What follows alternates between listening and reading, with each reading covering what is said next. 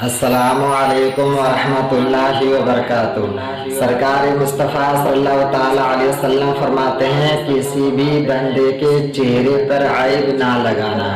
हर किसी को यह बात मालूम नहीं कि चेहरे पर मारना कैसा है, और जिसको मालूम है कि चेहरे पर मारना इस्लाम में मना है, लेकिन हर किसी को यह मालूम नहीं कि चेहरे पर मारना क्यों मना है।